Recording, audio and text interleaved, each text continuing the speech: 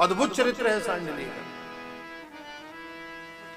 महाराज पति को कोढ़ हो रखा है और अपने कंधे पे बिठा के गंगा स्नान कराने ले जाती है। लौट के आ रहा था पति, स्नान करके ला रही थी सांडिली कंधे पे चढ़ा के। एक महात्मा जी उल्टे लटक के तपस्या कर रहे थे, उनके सिर में पैर लग गया उसका और उनकी तपस्या भंग हो गई। उन्होंने श्राप दे दिया, जिस पुरुष ने मेरे तपस्या को भंग किया है सूर्योदय होगा और उसकी मृत्यु हो जाएगी। इसने सुन लिया, रोने लगा। अपनी पत्नी से कहा, देवी अब तो एक रात का ही जीवन बचा है, कल तो मेरा जीवन समाप्त ही हो जाएगा। सांडिली ने कहा, स्वामिन मैंने मन से, क्रम से, वचन से आपके चरणों की सेवा की है, संभव नहीं है मेरे बिना आपका शरीर छूट जाए।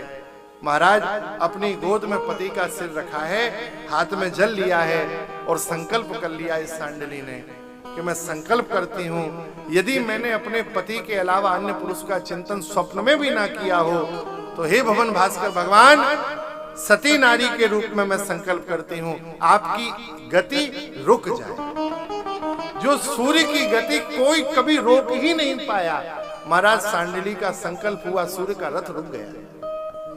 त्रिलोकी में हाहाकार मच गया, सुबह सूर्योदय नहीं होगा। सांडिली ने कहा, स्वामिन आप चिंता मत करिए, यदि मैंने आपके चरणों में अपने पवित्र मन का चिंतन किया है तो सूर्योदय होगा ही नहीं, आपके प्राण नहीं जाएंगे। भगवान ने भगवती अनसुईया से कहा, आप परम पतिव्रता हैं, जाइए और एक सती नारी के सदसंकल्प को समझाइए, सृष्टि का क्रम बिगड़ा जा रहा है।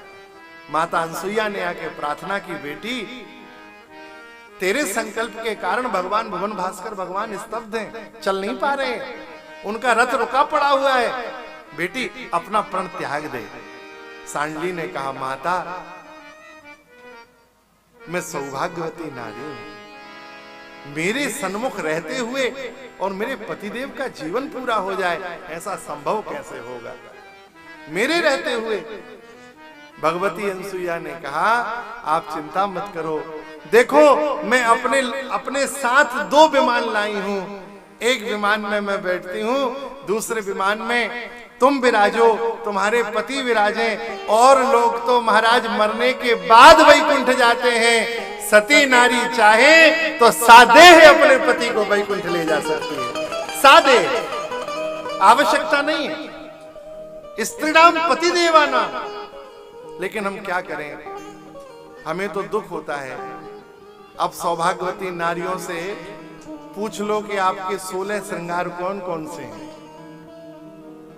तो जो विवाहिता माताएं हैं उन्हें भी 2, 4, 5 गिनाने के बाद वो दाएं बाएं देखने लगती हैं। उन्हीं को नहीं पता है कि हमारे 16 श्रृंगार कौन कौन से।